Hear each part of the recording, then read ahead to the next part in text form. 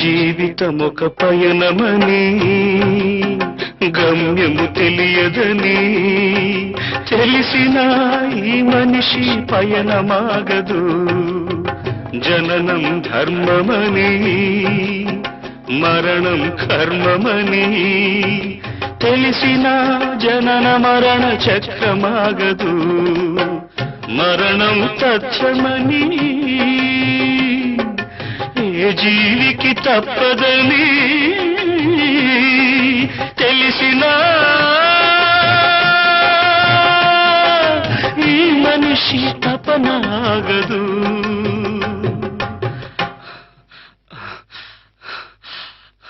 ఈ బ్రతుకు తపనాగదు.